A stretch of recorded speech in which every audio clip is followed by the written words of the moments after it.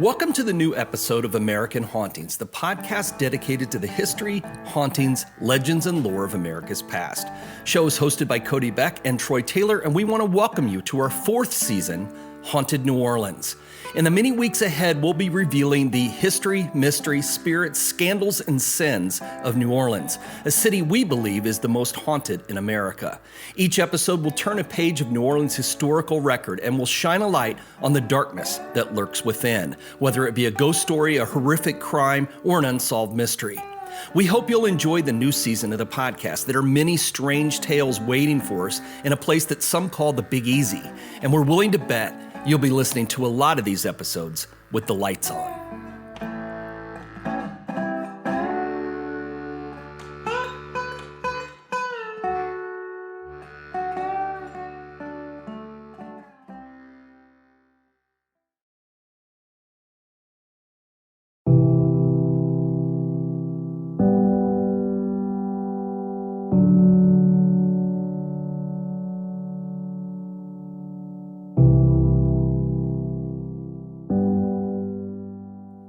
New Orleans is a city that was literally born in sin.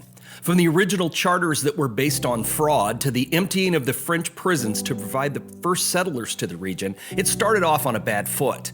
Those problems were followed by widespread government corruption, the highest murder rate in America, rampant prostitution, frequent lapses in any civilized moral code, and as a couple of local historians put it, more ghosts than there are wrought iron balconies in the French Quarter. To put it bluntly, New Orleans has a very long and very colorful history of crime, vice, spirits, and sin.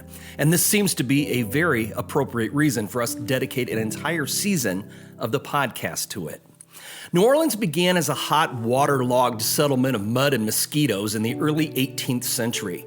The first colonists were French. The entire region had been claimed for France by the explorer La Salle a couple of decades before, but no one really knew what to do with it. Aside from controlling the mouth of the Mississippi River, there was little to offer the crown but the rights to a large, wet piece of land. But conquering the New World was not all about adventure. It was also about money. Colonies and exploration were expensive, and by 1700, the French were broke. The Bourbons of France were approached by a Scottish man named John Law, who created a New World company in which the French could invest and thereby settle the lower Mississippi Valley. In reality, the plan was a scheme to bilk money from the investors in return for selling them Louisiana. Later, when it turned out that Law's company was merely a large confidence game, many of the settlers decided to ignore that and stay on. In order to make his scheme pay off, Law needed to turn the backwater shacks located at a crescent bend of the river into a city. In 1718, Nouvelle Orleans was born. It was named in honor of the French regent, the Duke of Orleans. Law appointed Jean-Baptiste Lemon Sire de Winville as the governor. He led 25 carpenters and a handful of volunteers, former convicts, into a cypress swamp that was teeming with snakes and alligators and started them working on building sheds and barracks. As work slowly progressed, he sent Law's investors glowing descriptions of the climate in New Orleans, the fertility of the soil, and many other advantages of the new town. Other French officials, though, they felt a little less optimistic about the site. They complained of the flat and swampy ground, the plague of crayfish, the frequent fogs, thick woods, clouds of mosquitoes, and the, quote, fever-laden air. And by that, they meant hot. Hotter than anyone from France could have ever imagined. The heat and humidity of New Orleans has always been one of the city's curses. It's damp in the winter and brutally hot in the summer. In the early days, shoes and other articles of clothing commonly mildewed if left on the floor overnight. Basements don't exist, and walls were often too wet for plaster to stick to them. In the 1840s, New Orleans earned the nickname of the Wet Grave because of the difficulties encountered in burying corpses. The custom of burying the dead in above-ground tombs began soon after and continues today. As work continued, another problem was realized: the Mississippi River. The work site was constantly flooded, and there was talk of moving the settlement to another location, but then levees were added, which seemed to help keep out the water, even if it did very little to keep away the snakes and the alligators. Meanwhile, John Law was continuing with his scheme. With the aid and encouragement of the government, he started a land and stock selling campaign that soon sent all of France into a frenzy of speculation. The national currency was inflated for Law's plans, and what turned out to be a colossal fraud drove the country to the verge of financial ruin. Law had nothing to back his stock except for inflated promises of the immense profits that Louisiana was going to produce. But to start the flow of wealth, Law needed colonists, and he was having trouble getting them. He had promised his investors that he would have a colony of 6,000 settlers and 3,000 slaves by 1727. To get them, the government began ransacking the jails and hospitals. Disorderly soldiers, black sheep of distinguished families, political suspects, thieves, vagabonds, and smugglers were kidnapped and shipped under guard to New Orleans. To those who would go willingly, Law's company promised free land, provisions, and transportation to Louisiana. They were promised riches, wealth, and shares in gold and silver mines, which didn't actually exist. The first colonists arrived in June 1718, 300 willing, although hopelessly misled immigrants, and nearly twice that number in soldiers and convicts. They crowded into rough sheds and tents and worked to make the best of the situation they found themselves in. The biggest problem soon turned out to be the shortage of women. Governor Bienville begged for women to be sent to the colony because he wrote, quote, "The white men are running in the woods after the Indian girls." In 1720, they came up with a plan to deal with that shortage. They emptied the jails of Paris of all of the prostitutes. The ladies of the evening were given a choice: serve their term in prison or become a colonist in Louisiana. Those who chose the New World quickly became the wives of the men most starved for female companionship. Not everyone was thrilled with this idea. When a worried priest suggested that sending away all the immoral women would improve the culture of the province, the governor in Louisiana at the time replied, quote, "If I send away all the loose females, there will be no women left here at all." Well, it wasn't long before John Law's scheme fell apart. The investors wanted someone to blame for the disaster and came after Law and his board of directors. They decided to blame everything on Governor Bienville, who was demoted, but he didn't really mind. By now, all he wanted to do was finish building his city, and he did. By 1827, the population had doubled. Streets had been laid out and named, and in the spring of that year, Ursuline nuns had arrived in the city at his request to start a school and a hospital. The nuns were also in charge of the filles à la cassette, or the Casket Girls, who had been chosen from good French families to come to New Orleans and become wives of some of the upstanding local men. Before leaving France, the young women were given a small chest containing 2 coats, 2 shirts and undershirts, 6 hats, and other pieces of clothing. It's believed that the nickname of these women came from the wooden chests they were given. The first Casket Girls arrived in New Orleans in 1728 and continued to arrive at regular intervals until 1751. They were all lodged together, and during the day, the men of the colony were permitted to see them in order that a choice might be made. At night, they were guarded by soldiers. Well, husbands were soon found for all of them. Strangely, by some bizarre happening, none of the prostitutes that had been brought to New Orleans as wives for the men of the colony apparently ever had children. On the other hand, the Casket Girls seem to have been extraordinarily fertile, each becoming the mother of what must have been 100 children, who in turn were also blessed with large families. Proof of these biological miracles is offered by the fact that practically every native family of New Orleans is able to trace its ancestry back to one of the Casket Girls, and never to those unfortunate young women who came to Louisiana instead of waiting out their sentence in jail. That was a lot of sarcasm at work there, if you hadn't caught that. But the New Orleans activities of the era did not consist merely of building a city or starting a family. In less than 10 years, the city had acquired a reputation for being a town of crime and loose morals. The ready-made underworld that had been dumped into the region was becoming restless. Murders and robbery were becoming frequent occurrences, and it seemed that no man's life or property was safe. The rabble that had been sent to New Orleans had been promised a life of ease with no other other labor than might be required to scoop up nuggets of gold from the ground. Work was abhorrent to many of these colonists, mostly those plucked from the French prisons, and they refused to perform any actual labor. Instead, they spent their time drinking, fighting, and attempting to steal enough money to enable them to leave the colony. Well, with no one else to do the work that needed to be done, the solution to the problem seemed to be the importation of slaves, which would change the face of the city forever, as we'll start to explore in our next episode. Bienville, who was restored to the governor's office again, left for France in 1724, not to return for 7 years. While he was away, the settlement began to be harassed by the nearby Chickasaw Indians, with whom the governor had managed to keep peace. Well, these problems, along with the exposure of John Law's scheme, were bad, but things were about to get worse. The next governor of the region, the Marquis de Vaudreuil, created a government in the city that would remain unrivaled for its corruption until the 20th century. The Marquis wanted to bring the life of the French court of Versailles to New Orleans. He held grand balls, elaborate state dinners, and theatrical presentations that must have seemed really out of place in a city with unpaved streets and unlighted streets, stretches of alligator-infested swamps, and dingy clapboard houses. But he was determined to bring culture and color to New Orleans. But beneath the gaudy goings-on was scandal, bribery, and graft. The Marquis filled the important government positions with relatives. He granted trade monopolies to merchants on the condition that he be given a large fee and a percentage of the profits.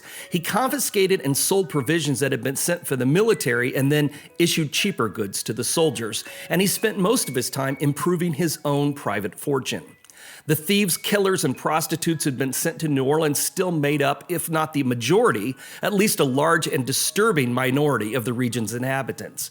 Under the Marquis' lax rule, they thrived in the city, and it became more than ever the home of a vicious and criminal element who devoted themselves to stealing, fighting, and drinking in the various taverns and gambling houses that had appeared along the riverfront. The area in which these resorts were situated became the first vice district in the city, making up nearly 1/3 of the area that later became the French Quarter. No attempt was made to try and regulate this area until late in 1750, when it was discovered that a great deal of the paper money being circulated in the colony was counterfeit.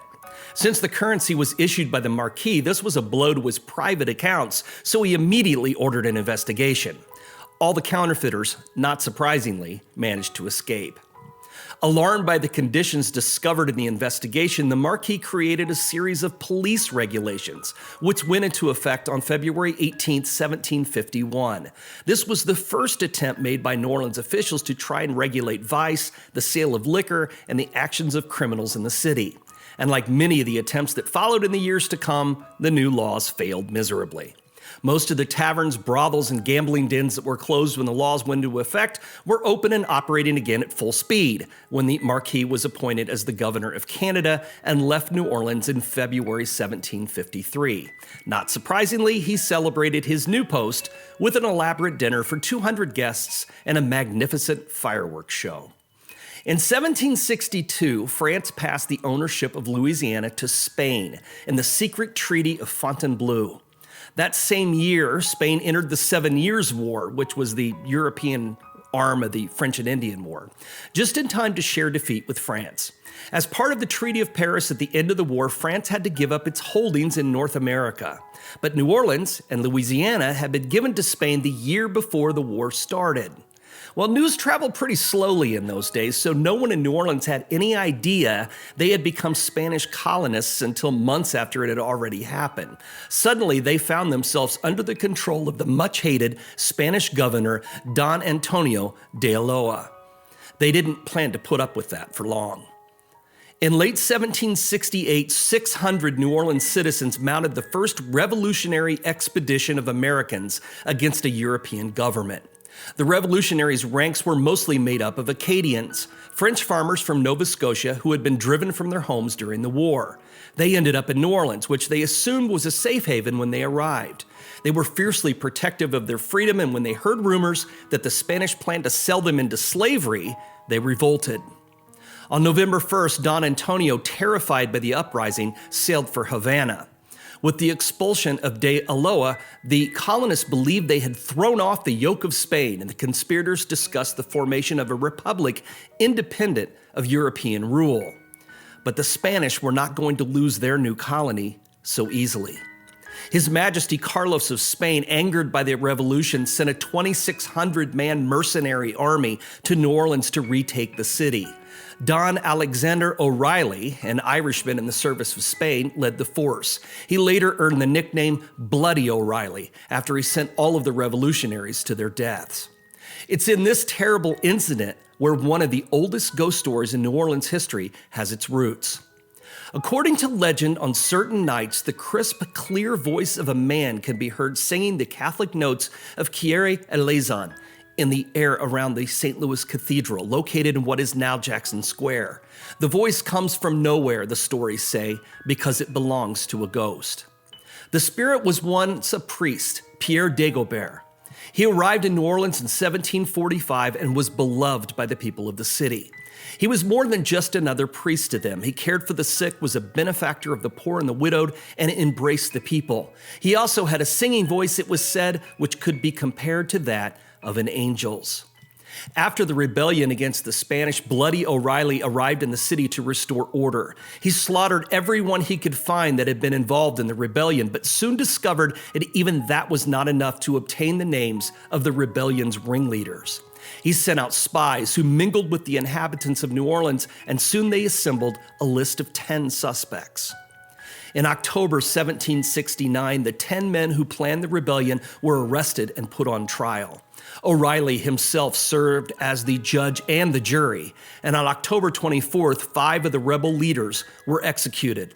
A 6th man was stabbed to death with a bayonet while awaiting trial, and he also died. Well, O'Reilly refused to allow the dead men to be buried. He wanted the bodies on public display to serve as a reminder for what would happen to those who rebelled. The corpses were left out to rot in the rain and the heat, guarded by soldiers.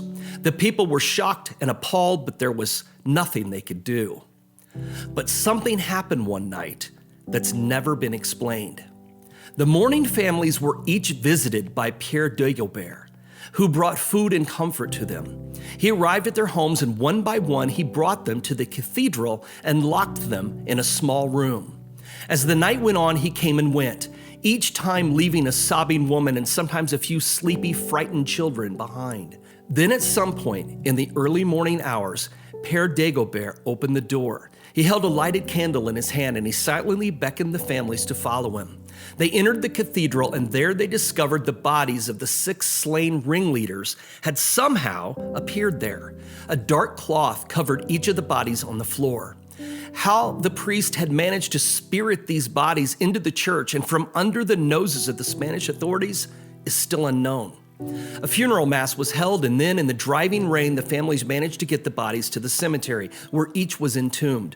The graves were then sealed in such a way that no traces of the burials could be found. The miracle was never forgotten by the people of New Orleans, and Père Dagobert remains a mysterious and beloved figure in the city until his untimely death in 1776.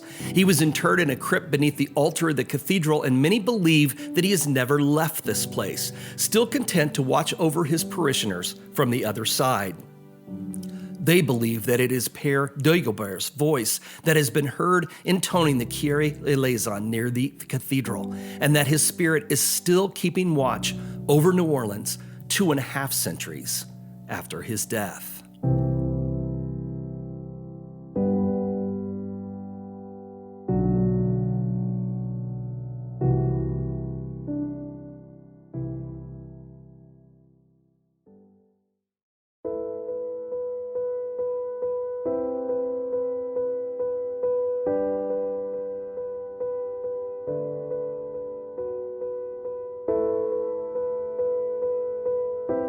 Despite the way in which their rule was implemented in the city, the Spanish era turned into a peaceful time in New Orleans.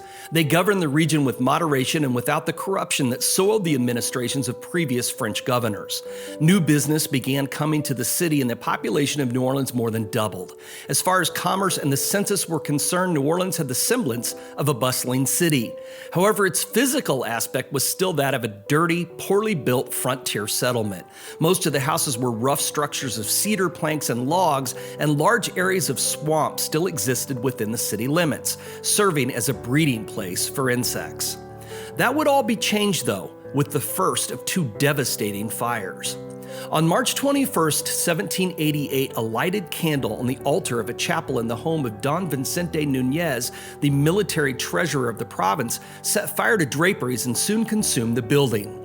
Carried by a strong south wind, the flames spread quickly. As the city was constructed almost entirely of wood, the flames devoured it.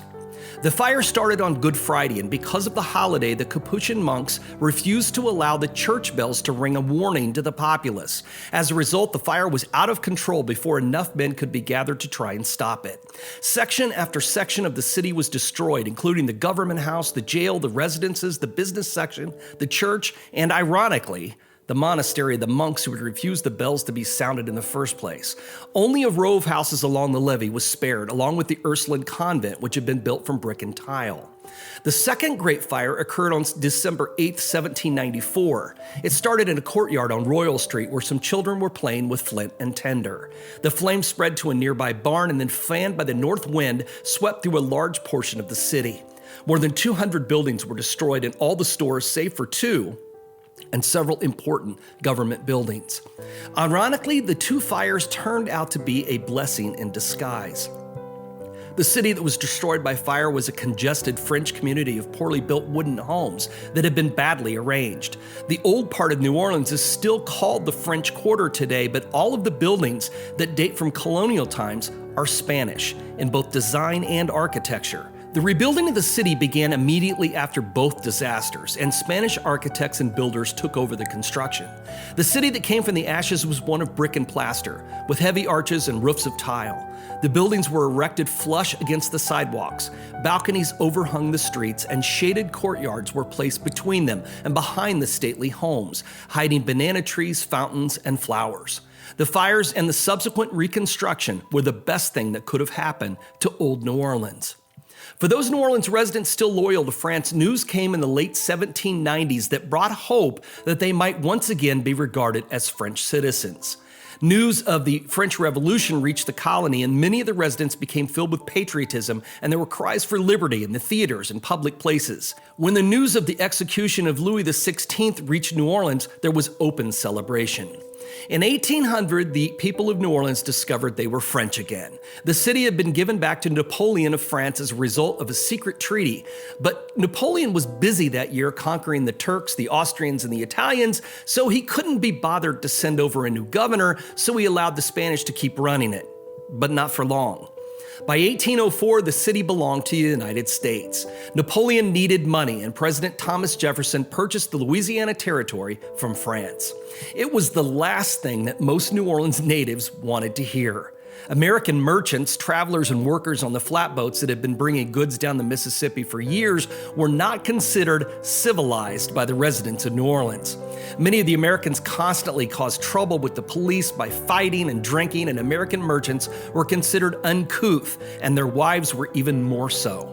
Although business was carried out between the two groups, there was no socializing, and even the wealthiest American merchants and their wives were snubbed by local society.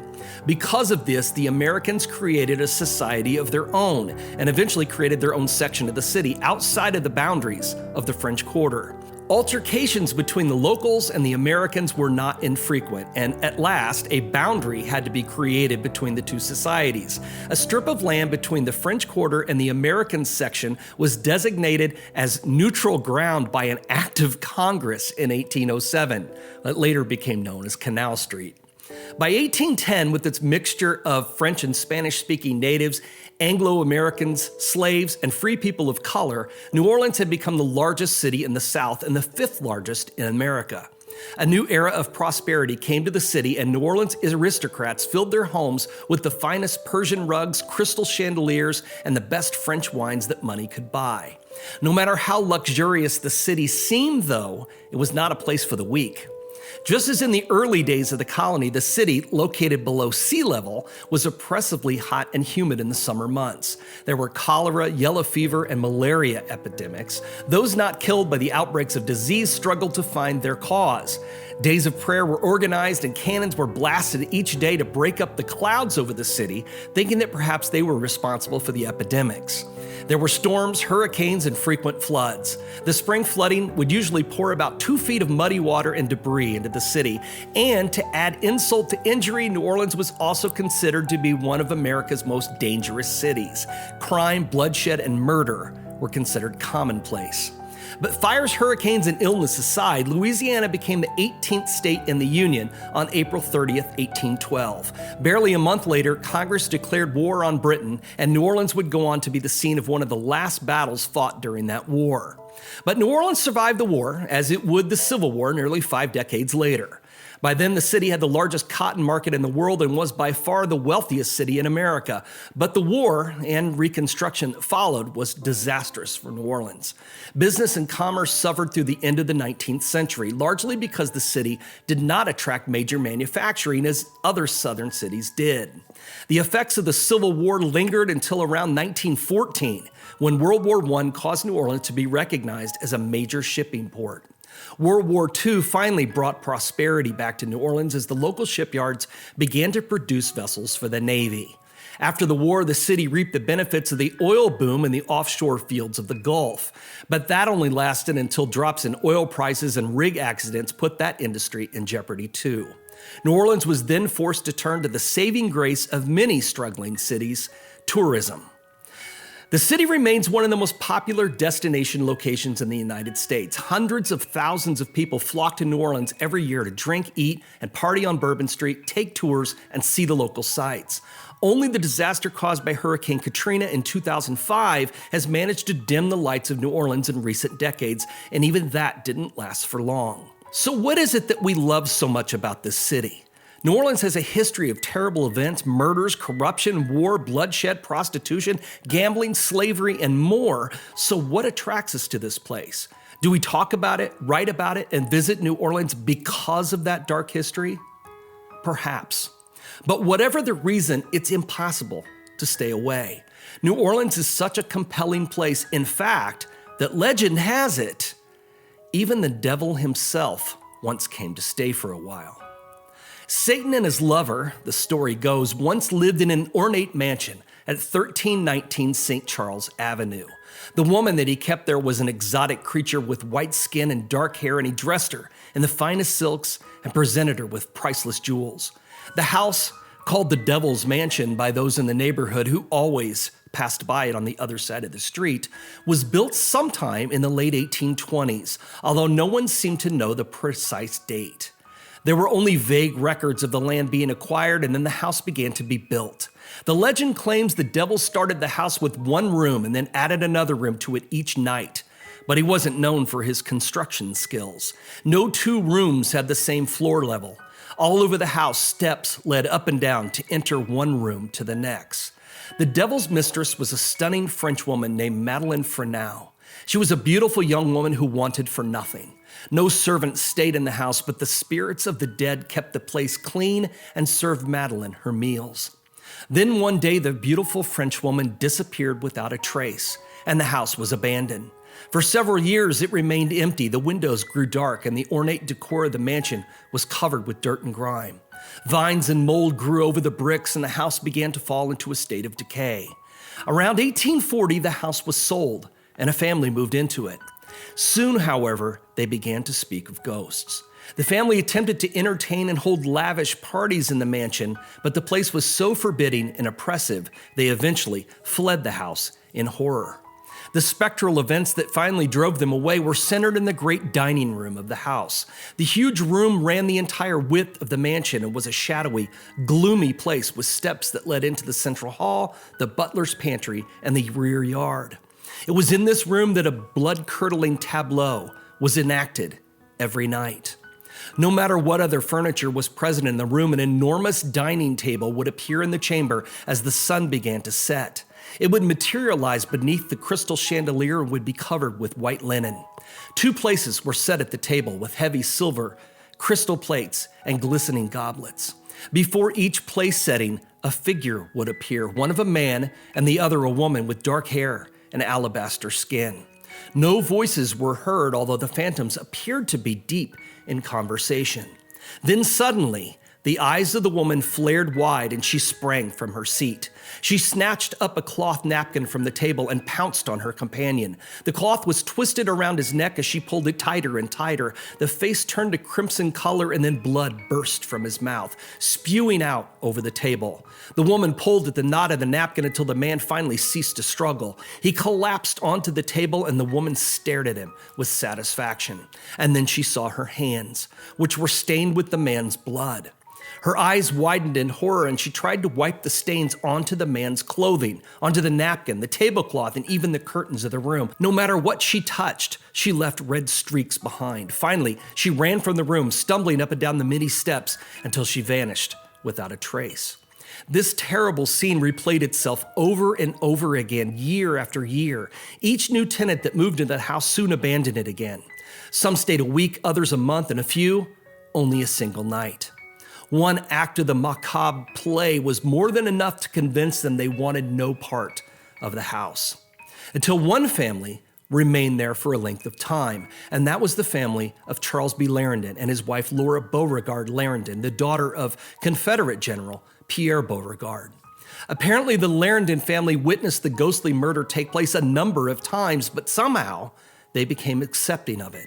They loved the house and found that the haunting was a small price to pay for the long halls, comfortable window seats, Italian fountain, and the richly carved marble fireplaces.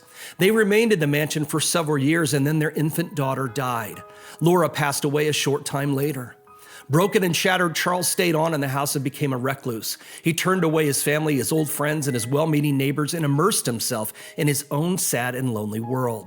He had only the ghosts to keep him company, and he kept detailed and eccentric journals and diaries of his many experiences with them. His notes eventually unveiled the secrets of the mysterious house and the gruesome murder. Charles claimed that when the devil built the mansion for his lover, he never dreamed that she would take up his wicked ways and betray him. Madeline had not been living in the house for long before she began to grow lonely and tired of the mansion's lifeless rooms. She was left alone to wander the place while the devil was away for days at a time. Eventually, she found her own lover, a young man named Alcide Cena.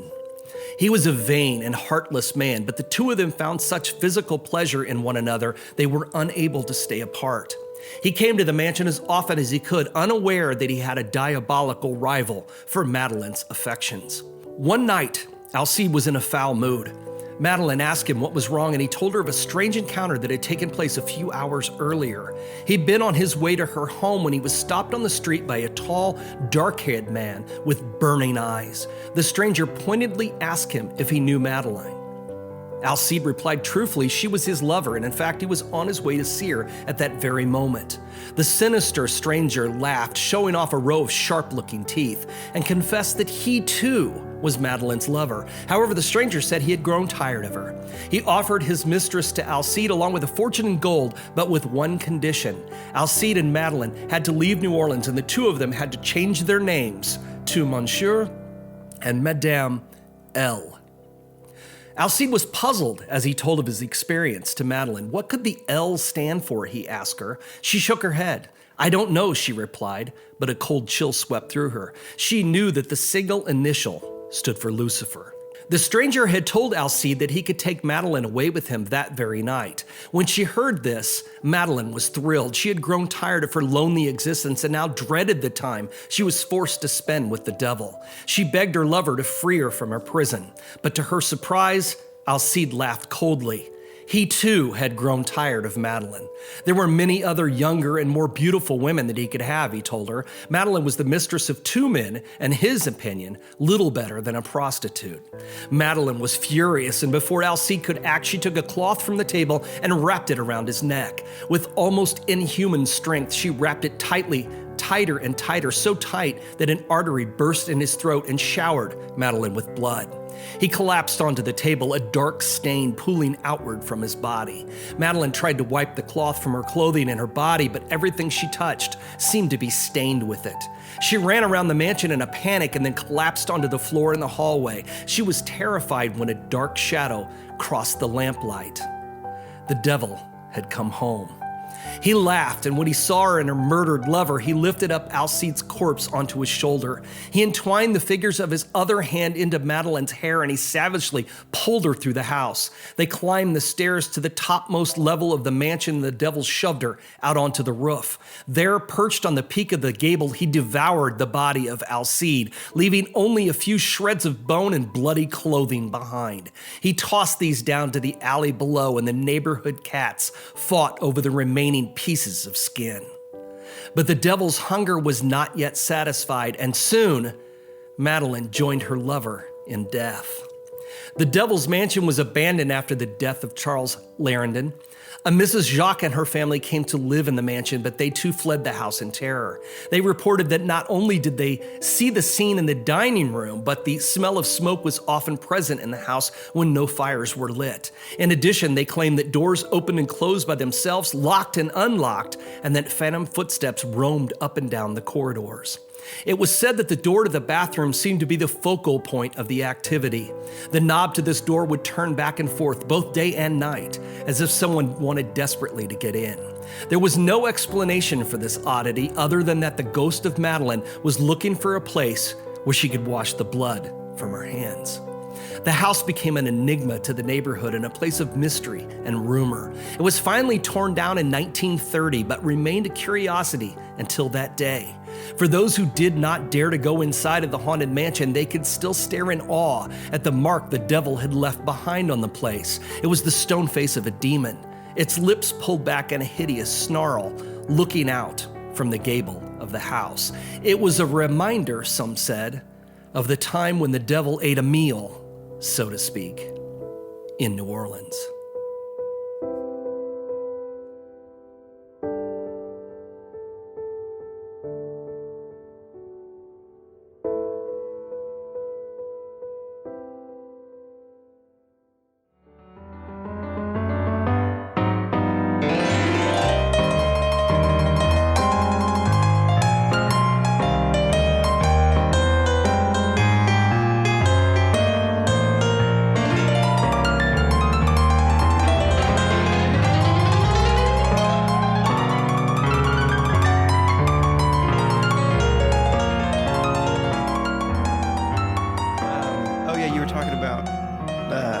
Listen to your own voice, and because I was playing back the conversation that Leah and I had last night, and she's like, "Oh, my voice," and I was like, "Is it weird?" And she's like, "Yeah," and it was so weird for me for a while, and now I've done it so much that it's not your work. It's work now too. Sure, so you hear I get it a over lot it, more. But I remember it was the weirdest thing, and I know I read up on why it sounds weird to you when it's your own voice, but I can't remember what it was.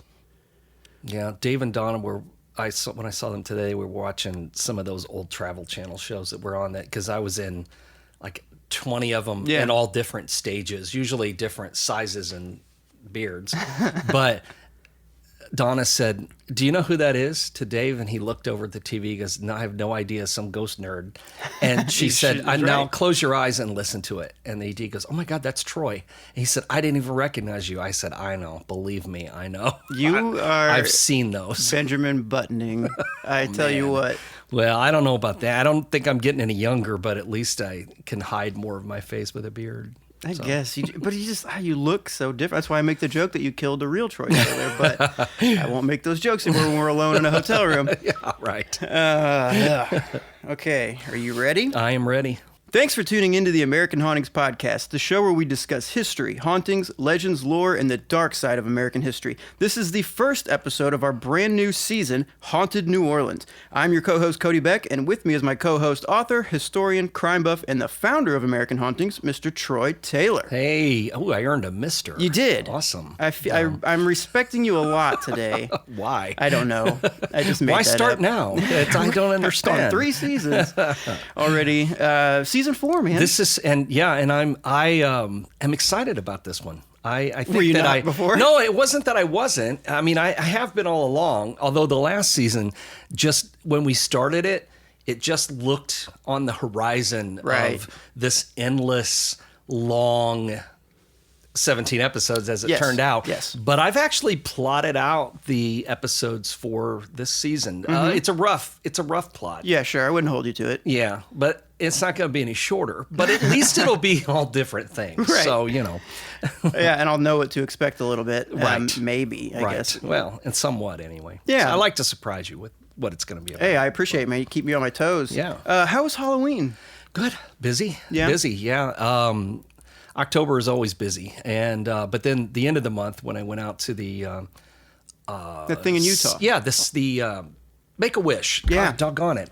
The Make-A-Wish Foundation thing was a lot of fun. We had a really good time out there. I mean, I always have a good time visiting out there anyway, but I posted a lot of pictures on Instagram from our travels and our things that we were doing, but it was a lot of fun.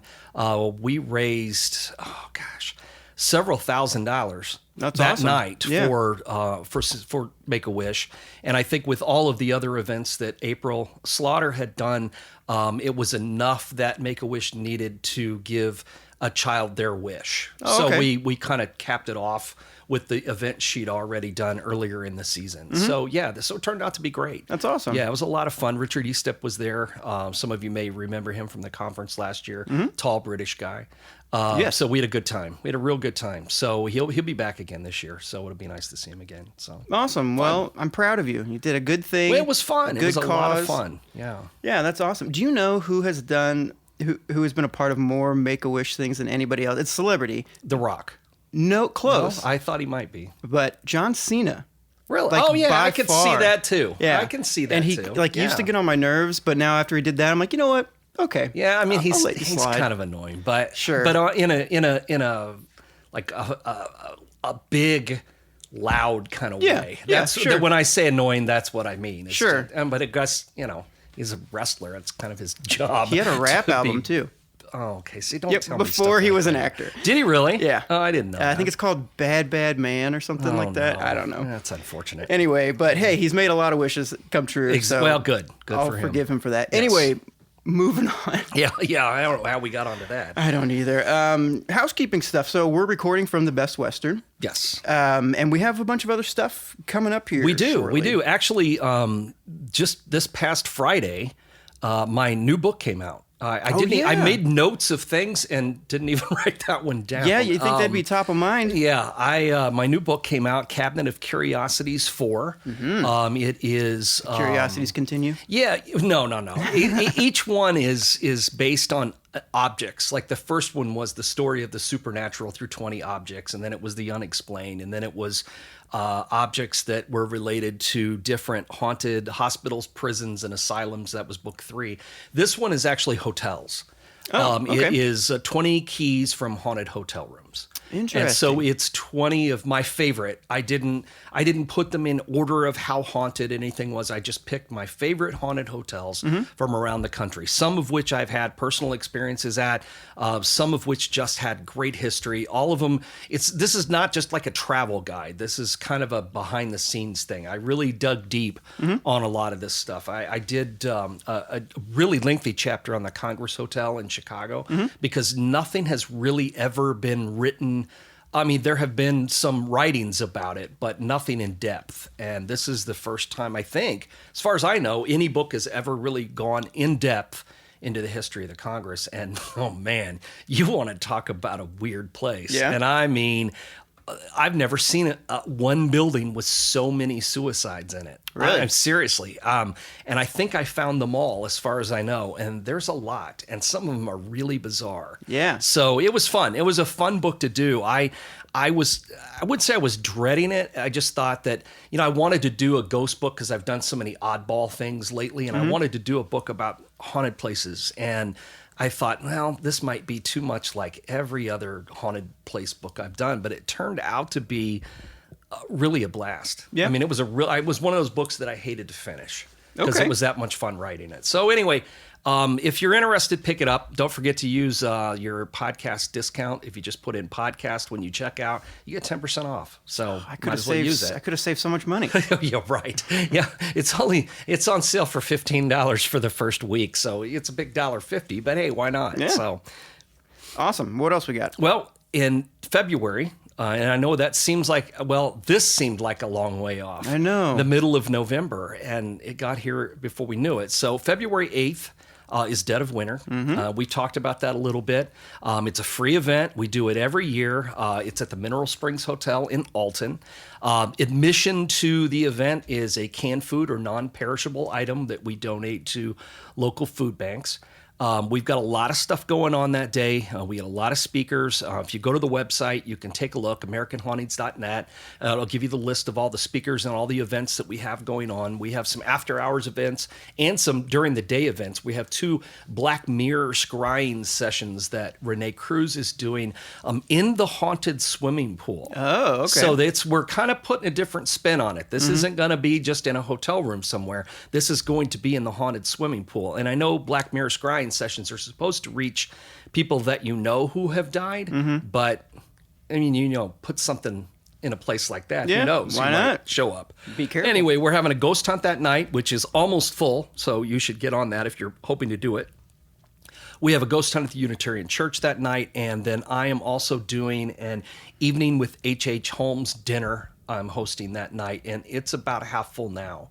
The dinner is, H.H. Holmes, the serial killer, Devil in the White City, the murder castle, all that stuff. So it'd be a fun, one of those evening with events that I do, and this will be one just for people who are attending Dead of Winter. So, and speaking of evening with events, we've got several that are we've already had one sold out. For spring already. But we've got coming up, we've got one with the Limp Family coming in January 11th, I believe. We sold out one of the St. Louis exorcism events, so we added another one in April.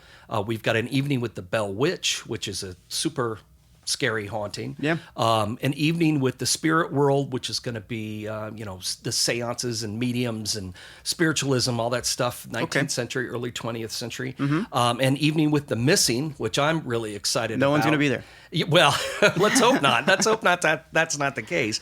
But it'll be a lot of people who have vanished without a trace. Yeah. And I'm excited about that because I'm actually currently working on a new edition of my book, Without a Trace. And I've taken and gotten rid of almost all the old stories and am reviving it with mostly new, and some of my favorite are the old ones, but mostly new stories. So, And you gave it to me for my birthday. I know, that book. the old one. Yeah. Well, that's because it was going out of print. No, I'm just kidding. Thanks. Yeah. Great. But yeah, then we'll be back with Lizzie Borden and some of that kind of stuff, some of the favorites that we did this past year. So, and that's just spring. We haven't added anything for next summer or fall. We've added a lot of ghost hunts and all kinds of things. So you can find all that stuff at AmericanHauntings.net. That's our main website. We've also posted the full Haunted America Conference website, including the new T-shirt design, all that stuff. It looks cool. Yeah, after-hour speakers, all the events, we have all new workshops. Every workshop we're having at the conference this year is brand new. We've never done it before. Nice. So they're all, familiar faces, but all new workshops. So you can go to ghostconference.net for that, or you can get there from AmericanHauntings.net too. And I'm sure we'll talk more about that later. But tickets do go on sale January 6th. So keep that in mind. If there are after-hour events that you want to make sure you get into, you've got to make sure you get your tickets early. So awesome. Yeah. And we have a lot of other new things for season 4 that are not event related necessarily, but like updated the website. Yes. You can search for podcasts on there now. It was Right. a big pain in the ass, but it's done. But it's done. You can search for stuff. I've updated the newsletter. I'm going to be more active on social. I'm going to put some new stuff in the shop. I'm going to push our episodes to YouTube, by the way. Oh, wow. Apparently Okay. people listen to podcasts Really? on YouTube. It's like Let a me know. thing people do. Huh. We'll see what happens. Yeah, hey, why not? Yeah. If you are one of the subscribers on Patreon that gets a t-shirt every couple months, please check your email and respond so I know what shirt to send you. Yeah. And then we put out a survey a while back before we were going to do season 4 to get some feedback, and we had a lot of responses from that. We got a lot of really interesting feedback. A lot of it was really, really good. A lot of it hurt my feelings. It was all great. But we're going through that and taking it into account. So I really appreciate people taking the time to fill that out and let us know what you think about the show and how we can improve it and make a better show for everybody. You want to dive into some listener reviews? Sure. It's been a while. Yeah, it has. Yeah, well, we've been off for a few weeks. We had our Halloween episode, and we've been kind of in between seasons, so it has been a bit. Yeah. Okay. So let's see. So we got a lot to get through, but I split them up for this between this and the next episode. But sure. Right now, this one's titled "My Dream Podcast Realized." This is the holy grail of podcasts and incorporates both history and the paranormal. Love. We get a lot of those kind of things. That's People nice. are really happy that we get nice. the kind of the balance. Well, and we do this for fun. I mean, honestly, we do this for fun. So we always appreciate hearing from people, even if it's something that we could work on or improve. Sure. We still do appreciate it. Absolutely. And that was from A.A. Mitten. This next one's titled Awesome Show. It says, great show, new listener, but I just got through the first 2 seasons and love it. And that's Nurse Muku. I love that you can just have whatever screen names you want on here. Yeah. This next one, no title, just says love in all caps. Every single episode is informative and interesting. I disagree, but I appreciate the sentiment. I'm kidding, that's Maverick72. This next one's just titled American Hauntings. Great job, guys. A real pleasure to listen to. That's from Damn Skippy7. Next one's well thought out. Impressed with your show format and research put into your shows. Definitely a trustworthy, fun, informative podcast. I listen at work, episode after episode, the whole 8 hours. I hope to read one of your books soon. That's from Styranos. If somebody's never read one of your books, do you ever have a recommendation for which one to read first?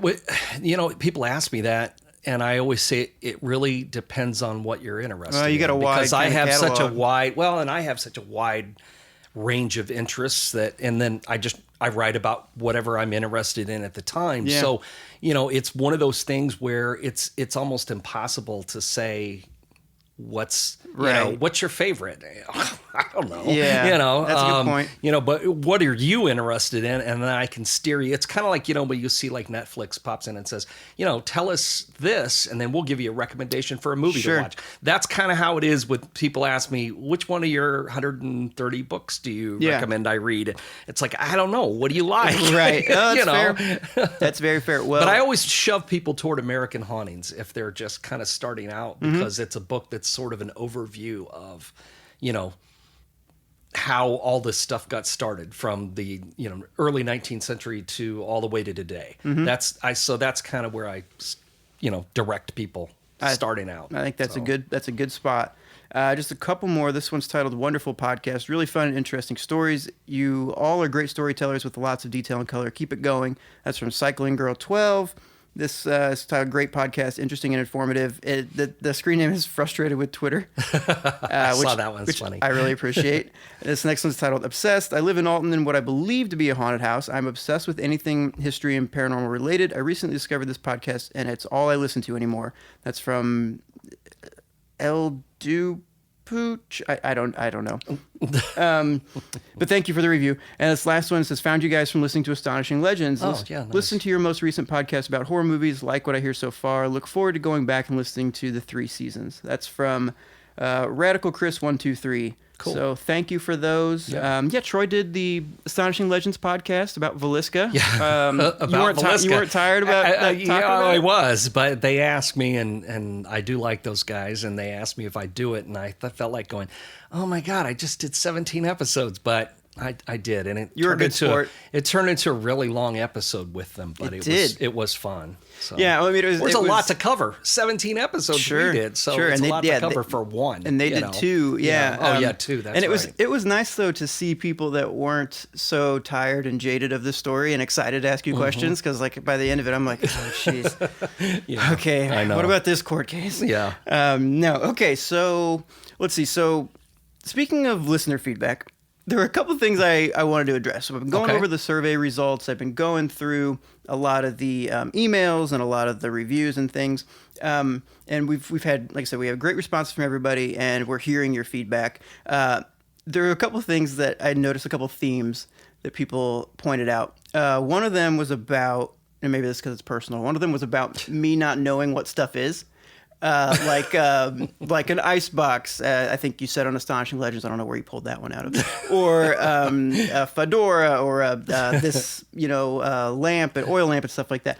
I would say 90% of what I say is exaggeration and sarcasm. Yes. You see what I did there? Yes. A lot of times I do know what things are, but Troy and I, we like to play with each other because I'm younger than you are, so we play it up. It's not only that, but there are people who are listening that may not know what those things are. That's why we do it. Exactly. And I think you're very good at explaining things, so a lot of times I like to say, oh, if somebody doesn't know about this, you'd be a perfect person to explain it to him. So I'll play into that a little bit. And like, I know that it didn't take 4 hours to take your picture in 1976. Like, I'm just trying to be funny. Right. I'm probably failing, but also at the same time, my job in here is to learn. So I'm always going to want to know a little bit more. Well, that was kind of, I think we've gotten, so we're in our 4th season. We've gotten away from the very first season of the podcast, where the whole point of this, or the idea, the original theme to the podcast was you asking me questions. Mm-hmm. That was what we started this. That was what it was going to be about. Yeah.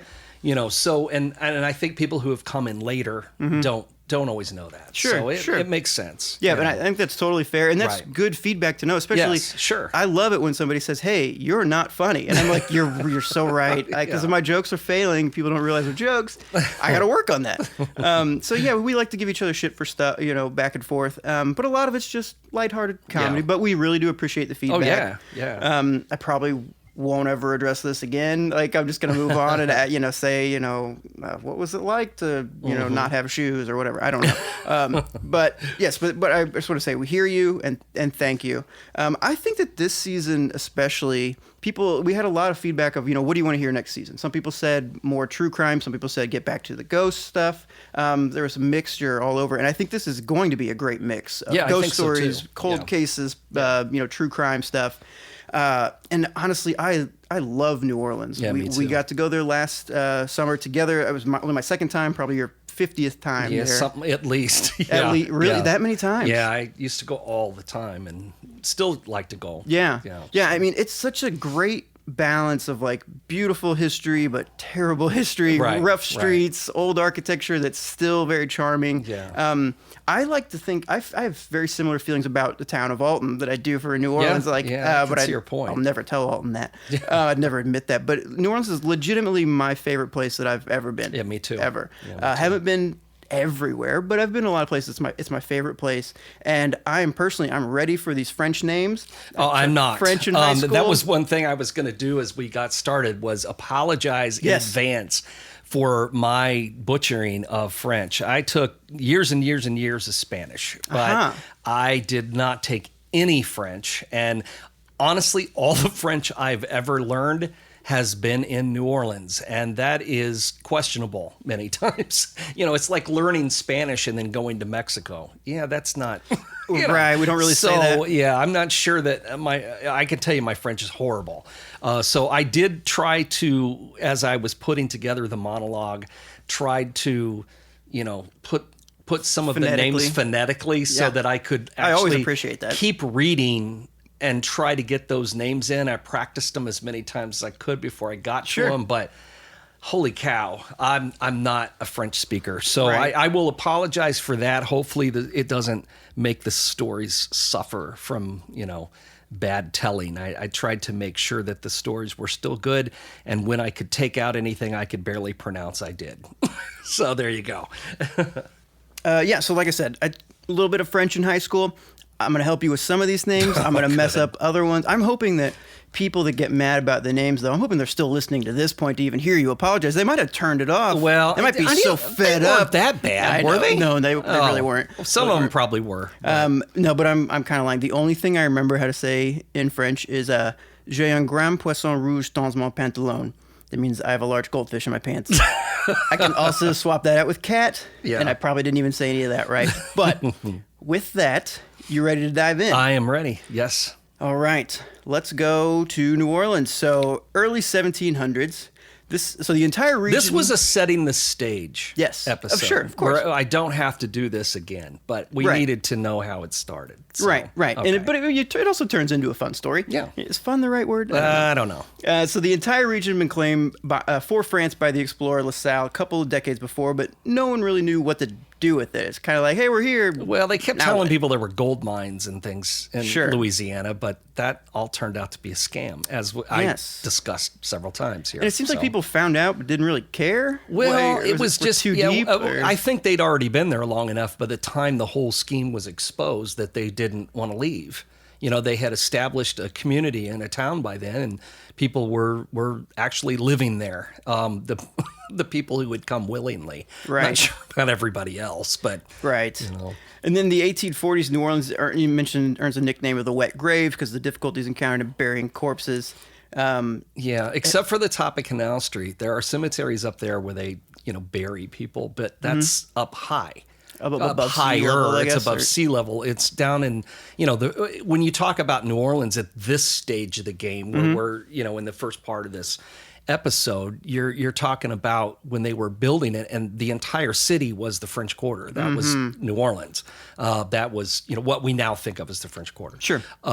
So that was the whole town. Well, you can't. They did try and bury people there, right? But it doesn't. We'll talk about that later about the sounds, the haunting noises that came from the cemetery at night that were not ghosts. So we'll get to that in a later episode. But that was just a mention. I was just trying to talk about everything that was wrong with the place. It's a miserable place. It was a miserable place. Hot. Imagine what it would have been like without air conditioning. Yeah. I mean, because that's most of the time. And, you've been down there with me in the summertime. I mean, it's brutal. So hot. It's brutal, but you just sort of get used to it. And I'm sure that people did back at the time. But, when you're out there building a shack, literally in the swamp, and there's alligators and snakes and mosquitoes. And I mean, this... he's sending home these glowing reports. Oh, this place is awesome. Right. This you could get away with that. And when they were bringing people over, telling them, well, you could just go out to the riverbed and just pick up gold right off the ground. You don't even have to dig for it. Right. Sign me up, man. And everybody comes. And then they got there, and I'm sure they were pissed, very disappointed when they first arrived. Before we move on real quick, what was that cemetery that we went through last? That's St. Louis Cemetery 1. Okay, we'll talk about. We'll dive more into that. We'll have a whole episode thing about that. Yeah, cool. So like I said, Law kind of continues the scam. He starts selling land in stock, and it basically almost fucks the country of France. Well, I mean, essentially, he put the whole country on the verge of ruin because the government was kind of his willing conspirator in this, and they were using the money that he was raising and paying him, and it was a big Ponzi scheme, really. And because it inflated the currency, because people were wanting to invest in it, and then when it all fell apart and they found out they really weren't getting anything because there was no return. That's the thing about Louisiana at the time. There was no return on the money because there were no mines, there was no gold, there was nothing to bring back. It wouldn't be until years later when they started, planting rice and cotton and things like that, that it would start to generate an income. In those early days, his deal was, I promised to start a colony down there that's going to make a lot of money. Well, it didn't. But the colony got started in spite of itself. And so he had to fulfill the promise of 6,000 settlers, 3,000 slaves. So he ransacks jails and hospitals. Yeah. Shortage of women, so they decided to empty the jails of Paris of all the prostitutes. Right. An interesting tactic. Yeah. And then eventually investors want someone to blame, so they go for the governor. He's demoted, but all he wants to do is finish the city. Right. And by 1827... And he ends up getting his job back anyway. Right. He just didn't really care. Right. So the population spikes, and then in come the nuns.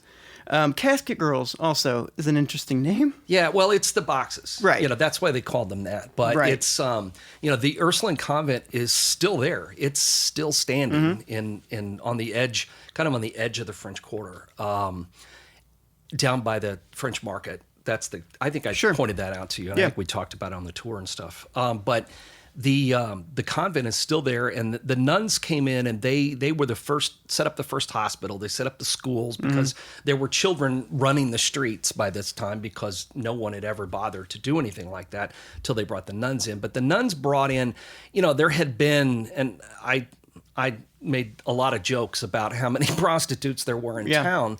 And, the priest who was really upset about it and wrote the governor, we've got to get rid of all the prostitutes. And he said, well, get rid of all the loose women. There won't be anybody left. Yes, I love it. So, I mean, these, they had all these men here, and the only way to keep them happy was to find them wives. So they found them in any way they could.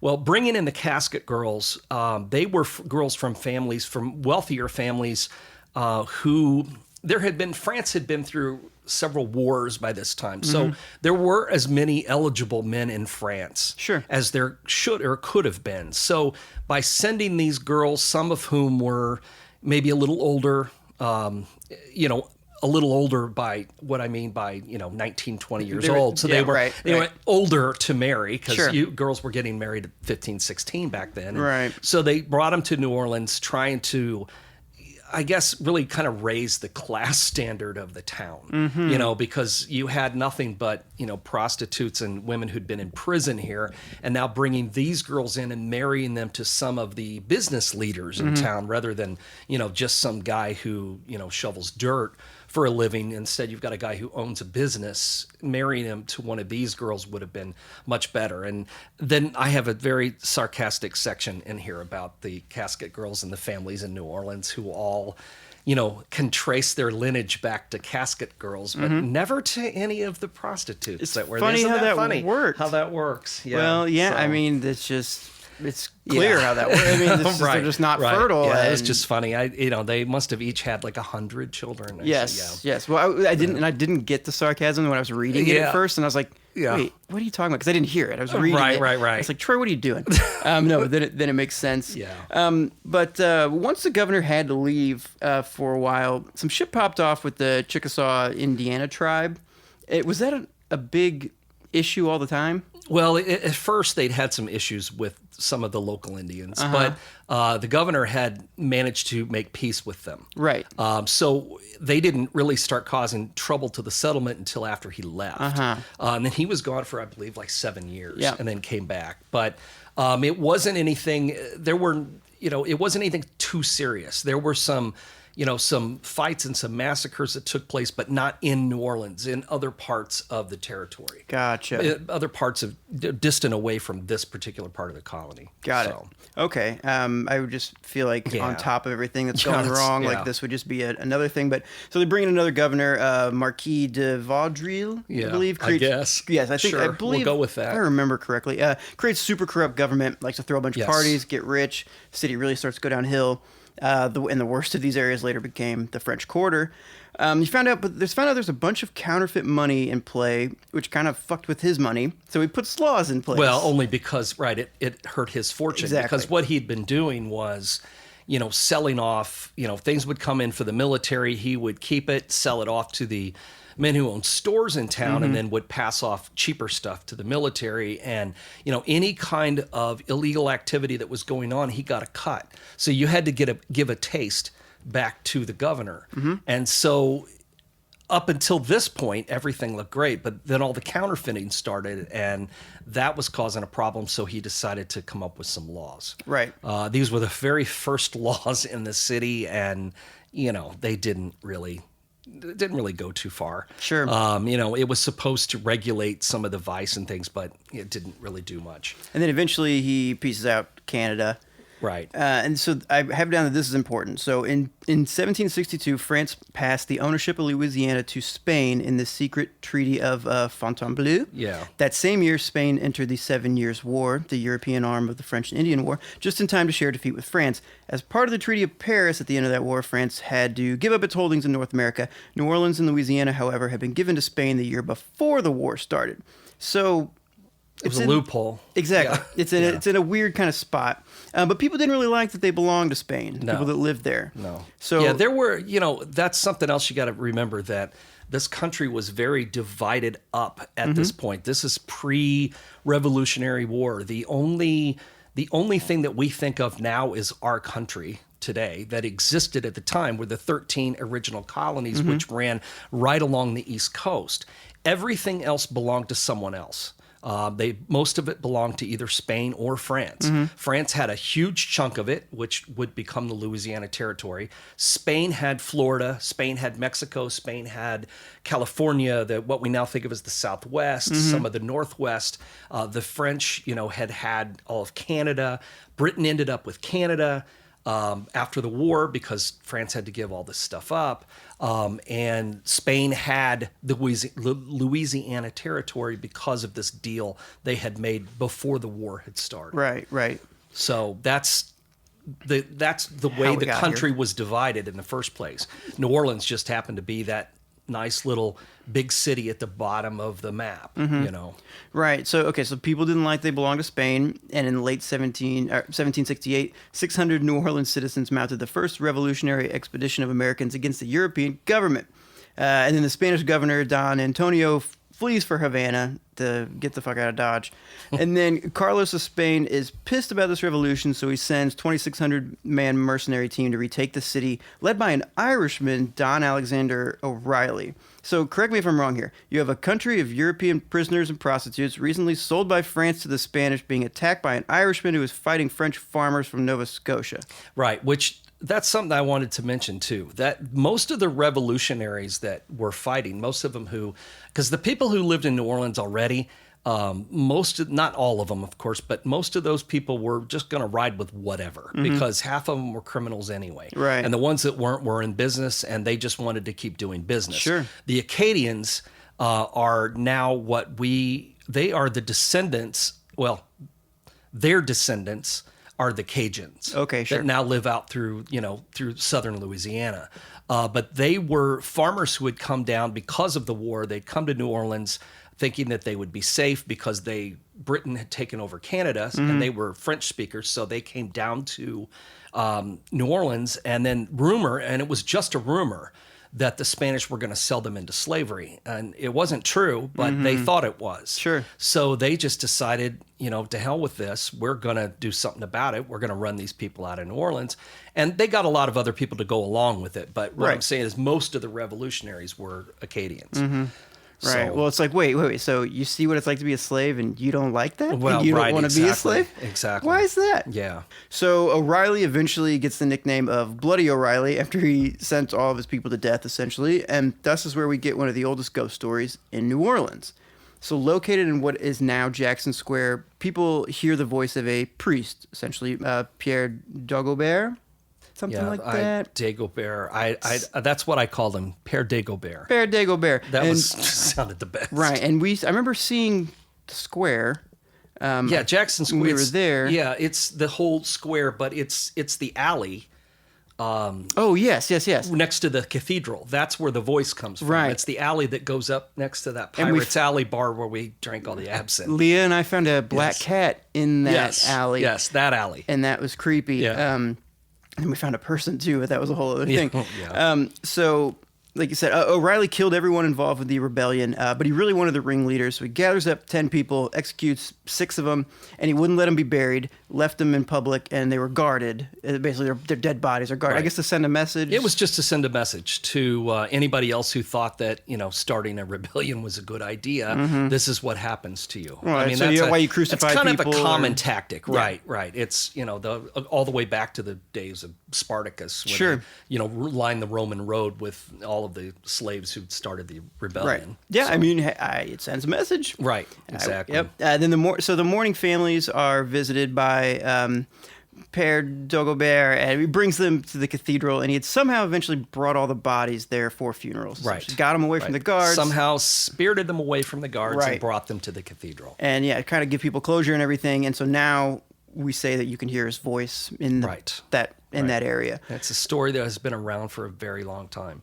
And supposedly, and I don't think I mentioned this in the story, but it's usually on nights when it's foggy is when they say that they hear the voice. Oh, do they think that's how he did it, under the cover of fog or something? Maybe. Nobody knows. That's the funny thing. I mean, the ghost story part is a part of the legend of New Orleans, and whether or not it's true or not, I can't say for a fact. Sure. It's a story that's been around for a very long time, but this event really did happen. And he didn't die because of it. Nothing happened to him. He died years later.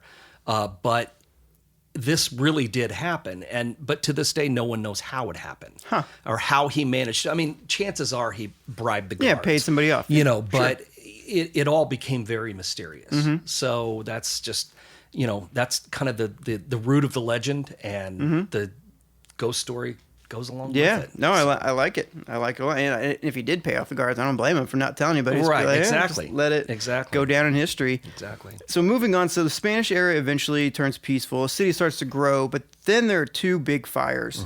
And I always forget how dangerous fires really were back then, especially. Well, especially in New Orleans, because the houses were, as I described, they're just run down wooden buildings and had been laid out pretty haphazardly. The streets weren't laid out the way that they are now. It's just like, a great comparison. This is a much earlier version of what happened at Chicago in 1871. Sure. When the Great Chicago Fire happened, it was the best thing that could have happened to the city. That's how it got laid out in a grid. That's why we have Michigan Avenue now. I mean, these are things that changed because of the fire, and that's exactly what happened in New Orleans. I don't think it would be the city that it is now if not for these fires, and if not for the fact that the Spanish were in control of the city at the time. Because when they rebuilt it, they rebuilt what we see now. Those buildings that you see there, we call it the French Quarter because that's who started the city, but it technically should be called the Spanish Quarter because that's where the buildings date from. That's Spanish design, the balconies, the archways, the little plazas, the hidden courtyards. All of that stuff is Spanish architecture. And the Spanish rebuilt the city after two terrible fires, including the Good Friday fire, which was the first one with the monks who refused to ring the bell. Yeah, so serves them right. That devastated the city, including their monastery. But then the other one, was just as bad and did as much damage. Yeah, dumb kids. And it did just as much damage, but it created our French Quarter that we all know and love now because of the fires. And they laid the streets out, in a grid pattern so that things are easier to find. Sure, yeah, and I love walking around that area too. The architecture, it's beautiful. I love it. There's so many things to see. Yeah, and it's you drop me in the middle of that place, out of nowhere, and I'd be like, oh, I'm in New Orleans. Right, right. Yeah, you're not going to mistake it for anywhere else in this country. Exactly. So in 1800, the people of New Orleans discovered that they're French again. Right. But then Napoleon quickly sells the Louisiana Territory to Thomas Jefferson in 1804. French and Americans don't really get along. Americans create their own section of the city. There's a neutral ground that's designated, which is now Canal Street. Yeah, I just think it's funny and thought it was funny that it had to be an act of Congress that made the neutral ground between the two warring factions. Right. And, the other side of Canal Street, I never go over there. Oh yeah, I just don't. There's nothing I need over there. It's just, and you're part of the problem. I know there are a lot of hotels and things over there, and things, and there's a lot of stuff over there. But I just don't even bother usually. I love to go up Canal, but up into the upper part of the city. Yeah. I just usually don't go over into that area. I just don't. Nothing I need over there. So I'm happy where I'm at. Interesting. So, all right. Well, we know which side you fall on then. Apparently. By 1810, with its mixture of French and Spanish-speaking natives, Anglo-American slaves, free people of color, free people of color, New Orleans had become the largest city in the South and the fifth largest city in America. You mentioned those not killed by the outbreaks of disease struggled to find their cause. Days of prayer were organized. Cannons were blasted each day to break up the clouds over the city, thinking that perhaps they were responsible for the epidemics. And we talked about this before. We have, because they had the same problem that so many other cities did at the time, especially along the river. The cholera outbreaks were the worst, whether it be in, we talked about that in St. Louis, I think is where we first talked about it. Probably. But Alton, St. Louis, anywhere along the river, to the south for the most part, people didn't understand that the cholera was spread by unclean drinking water, and there was no filtration systems to speak of. Well, why would you think that? Not good ones at the time. And so, not knowing that malaria was being spread by mosquitoes or all of these other things, nobody knew. So they did everything they could think of. They prayed, and that the big thing was firing cannons into the sky, because if there were clouds, it might bring unclean rain because they thought that might be what's causing it. And in a way, Interesting. they were right as far as the water goes, but I'll give not them that. because of the clouds. Right. But, people didn't know. But between the diseases and the heat and the humidity and the storms and the hurricanes and the flooding from the river, plus, New Orleans is like the most dangerous city in America at this point. It was not a place for the faint of heart, in the first half of the 1800s. Sure, yeah. And then, but by the Civil War, is it really the wealthiest city in America? Yes. That's amazing. The cotton market had become so huge, and most of the, no matter where it was picked and processed, it all came to New Orleans to be shipped. So this made a lot of money for people in the city, and that's where the Garden District comes from, and that those areas of these big mansions and things that were in the city. Not necessarily the French Quarter at this point, because that's where you went if you wanted to go gambling or find a prostitute. Go party. But if you wanted to live in a nice house up on, away from the riverfront. It's like the suburbs? Right, sort of. Yeah, sort of. That's where you would live. And there was a lot of money coming into the city at that time. But the Civil War was devastating on the city, and Reconstruction was just as bad, just like anywhere else in the South. But people in New Orleans really suffered because of it. We'll talk more about that in our next episode about the main reason that New Orleans was suffering so badly after the Civil War. But a lot of it had to do with, the fact of losing all this money and the embargoes and the way that the money was being changing hands and segregation and all these kinds of things.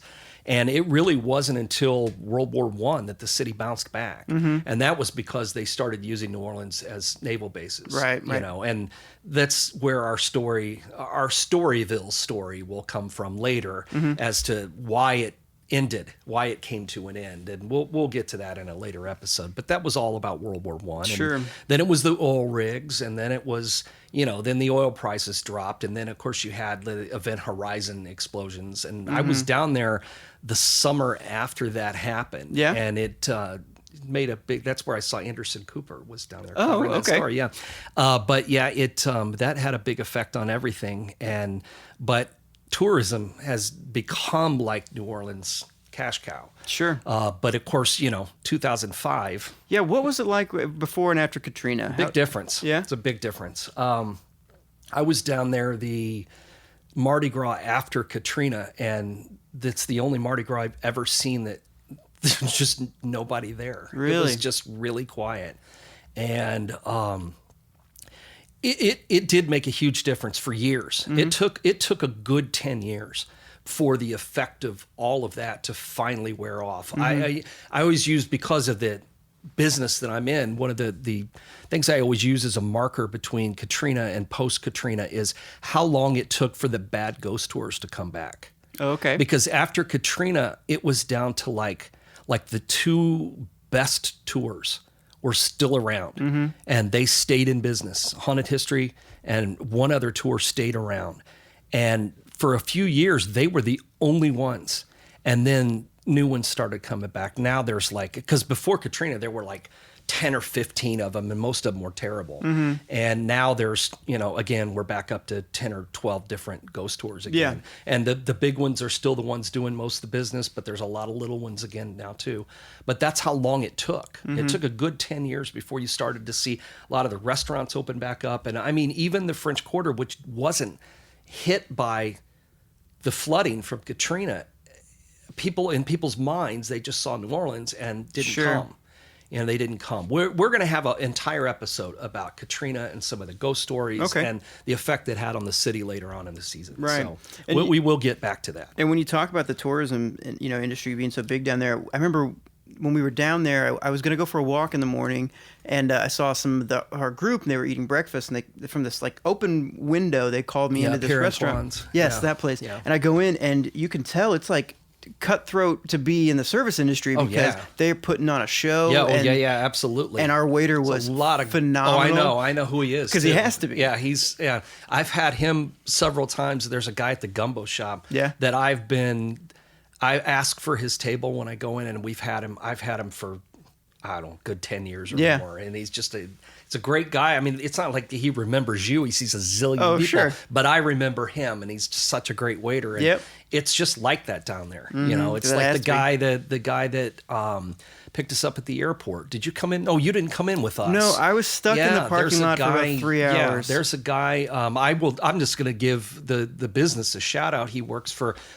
Posh Transportation, and look him up. Okay. Look up his business if you're coming into the city and you got a group of people and need a van to get to your hotel. This guy's the best, and he's just the best.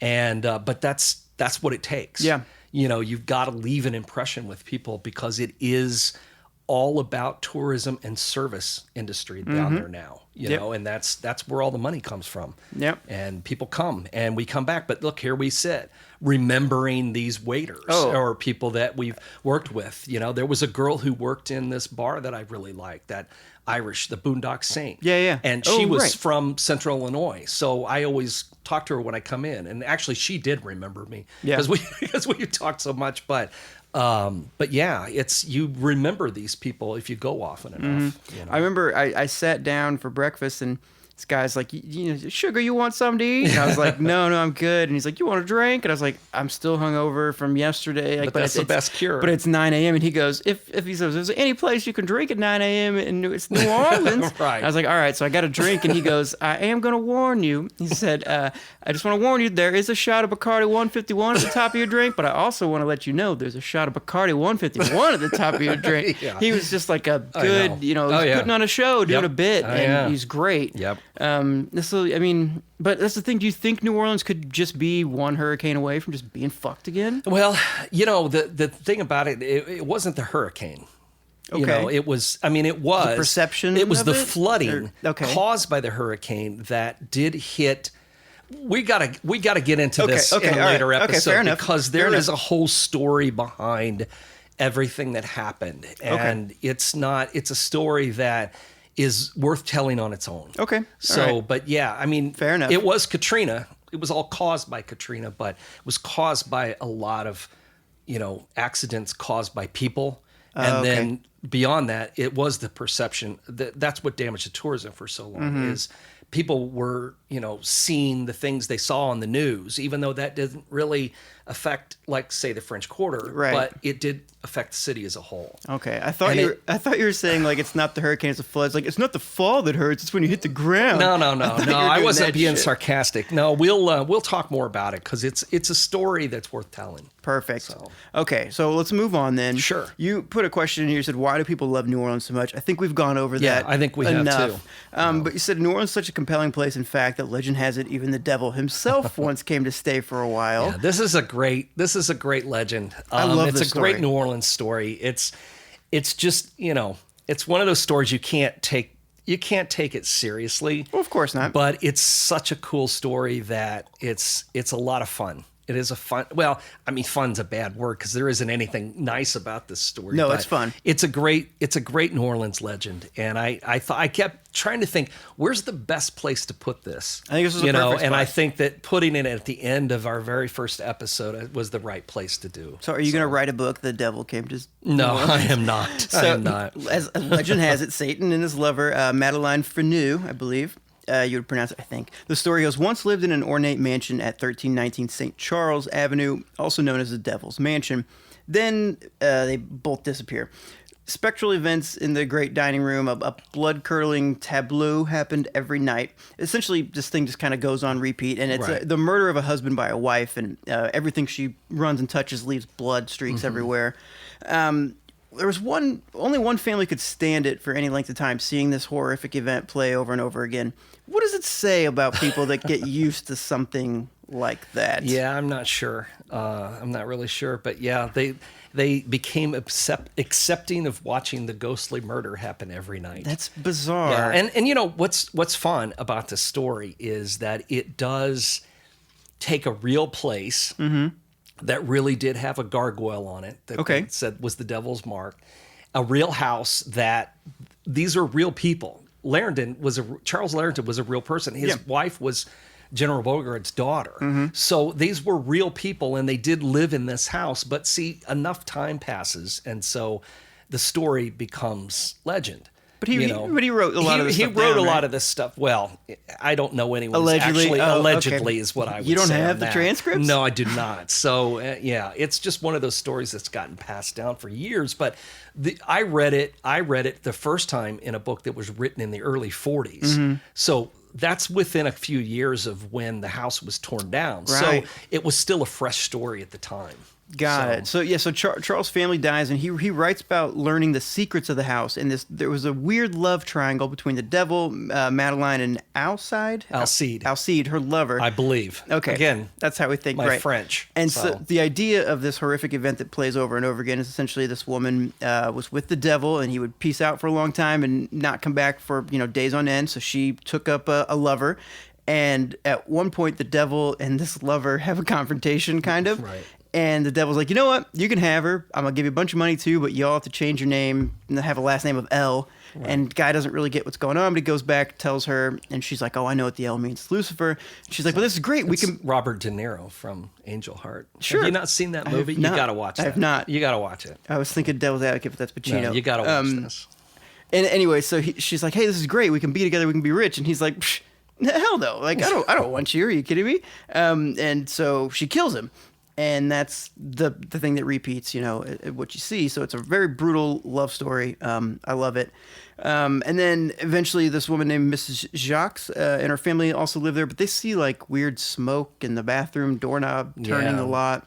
Footsteps and all kinds Yeah, of the stuff. usual kind of stuff. Yeah. But then the house is eventually torn down in 1930. But it is interesting that it was written about so soon after the house goes down. Yeah. So, I mean, the stories were already circulating. I think probably by that time because the house had been sitting empty for a while and it looked spooky. Yeah. So everybody had a story, and it's just, I just love that story. And I was trying to find a place to put it in, and that was where it ended up. No, it's perfect. Yeah. That's all I have for this episode. Yeah, and I know that was just a little taste, but I promise you the next episode is going to be really upsetting. And it is pretty upsetting, actually. And we're going to get into, ghosts and true crime and brutal shit. Everything is coming. We have a lot of episodes to go. I said at the very beginning that I had mapped it out. And I'm just going to tell you right now that it will not be any shorter than the Villisca season. All right. There's a lot of great stuff to cover, and we're going to have a lot of fun with it. I've tried to work each episode into a part of New Orleans history and then link it to some of the ghost stories and murders and things that happen with that theme. So each episode will have a theme. Sure. So we'll that's what I'll tell you, just to give you a little bit of a hint of what's to come. Right. And Troy's not like explaining to the audience. He's telling me what the outline of our season is going to be because I don't have it. Right. Because I don't give it to him. I gave him one, and then that was a mistake because he kept asking me, well, how come we're not doing this one? Because I changed my mind. Yes. So now I'm not giving it to him. It's just way easier He's this way. just going to get it when he gets it. So I'm basically, if anything, I'm half a story ahead of the audience at any given time, and that's it, because I'll know, this is a two-parter, and I've read the whole thing. Yeah, Like for the next episode, but that's it. It's now time for our Ghostwriters segment. If you have a question or comment about the world of the macabre, email us at AmericanHauntingsPodcast@gmail.com. Our first writer is Colin, and he says, hey guys, I'm just saying hi from 3 blocks down from the Axe Murder House in Villisca. Oh, that's funny. I just recently discovered your podcast. I'm currently listening to season 3, and I'm thoroughly enjoying the backstory about all that happened to this little town. I'm a route driver, and I'm on the road anywhere between 10 to 16 hours a day, and your podcast has kept me entertained. Well, that's good. It won't take him long to get through it. Yeah, right? Wow. Keep up the great work. I can't wait to dive into the other seasons. P.S. My last delivery of the day is directly across the street from the Malvern Manor. Oh, yeah. Okay, so I guess my job puts me on my own little ghost tour. Thanks again, guys. Yeah, we have had some events there. We've got some more in the spring. Yeah. Awesome. Okay, well, thanks for writing in, Colin. This next one's from Elizabeth, who calls herself the nurse who wants to believe. Basically, she's going through a tough time. She told me a lot of details, but it's personal. I don't want to share it. And she asked us, a couple questions. Okay. The first one was essentially, she's a nurse going through a tough time. She's wondering, what do we believe about the afterlife? I'm going to tell you, go to season 1, episode 11, which is Halloween, the Ghost Wonderful Time of the Year. We talk extensively about this. We do. I forgot. Full disclosure, we had a lot to drink. It was a good time. People don't love that episode, but we answer a lot of those questions about our own personal beliefs. And I know we kind of do so throughout different episodes. And she also asked what YouTube channels are credible. So it's the thing I want to say about YouTube is it's video, a lot of it's entertainment, so I can't really say for certain, but there's actually a group of guys that we met at the Haunted America conference. Yeah, they were at Haunted America. Unexplained Cases, that's the name of their show. Yes. And they do a regular show, and I know that it's like youtube.com unexplained cases. Yeah. I think it's the same way as the podcast does, but they do a lot of different investigations and interviews and all kinds of stuff. So I know about them. Beyond that, I don't really know that many. Since I have to do most of my work on the computer, I don't really use it much for entertainment, right? Because I'm ready to get off of it by the end of the day, so I don't pull a lot of stuff up unless it's something that I'm subscribed to or something. Sure. But yeah, I would recommend them. That's what I for at least for starters. Awesome. Yeah. So Elizabeth, check that out. Good luck with everything that's going on. And then the last one, I just wanted to give a shout out to this woman named Deborah who wrote out a very long email with a lot of different points about our show. I don't want to go through all of them individually, but she had a lot of good ideas. It was very respectful while telling us what she liked, what she didn't like, and asked some great questions. And so I sent her a response. But I just want to say thank you for writing that. And even though it wasn't 100% positive, I still really appreciated it. It was the fact that it was just respectful of her opinions, and we asked for it and we got it. So thank you very much. I also have a couple Patreon shout outs. So I would like to give a shout out and thanks to Jenny, Maria, Rob, Jennifer, and Carrie. So thank you so much for supporting us on Patreon. It's really nice to, we put the show out for free. It takes a really long time, and it's just nice to be able to kind of cover some of the time and stuff that it takes. So we really, really appreciate that. What'd you think of the postcards we sent out for Halloween? Which ones were they? The photo. With the photo. Oh, with the eyes covered out? Yeah, that was just to cover the identities, but the actual photo of the image. Did you read the back? I don't know. Leah's the one that gets them. I'm not subscribed to the Patreon. Leah is. Well, yeah. It's on our fridge, but I think it's facing You'll me. have to read the back. Okay. Well, never mind. Well, sorry. So. I know somebody tweeted about it and posed that they got it. Yeah. But I'm not going to give $40 back to myself.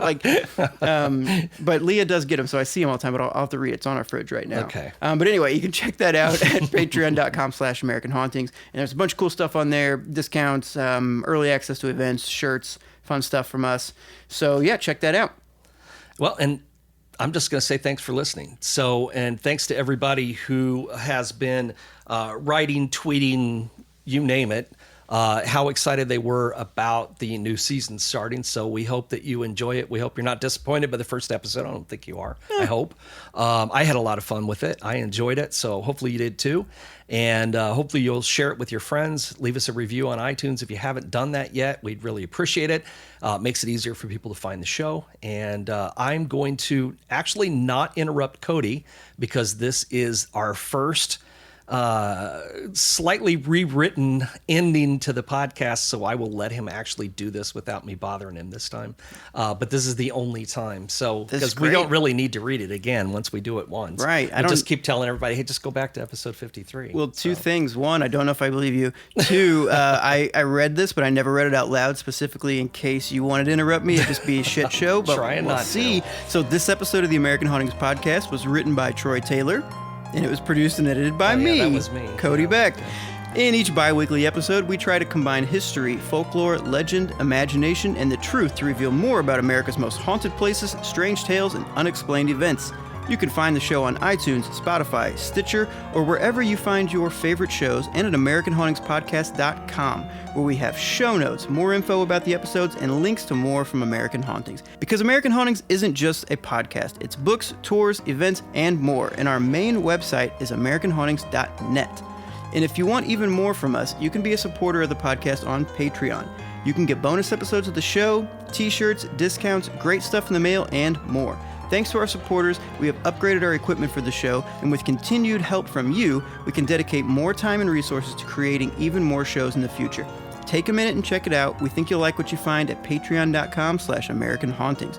Be sure to get in touch if you have any comments about the show, suggestions, reviews, jokes, or just want to tell us what you really think of us. We're reachable via email, on Twitter, Instagram, Facebook, and by carrier pigeon.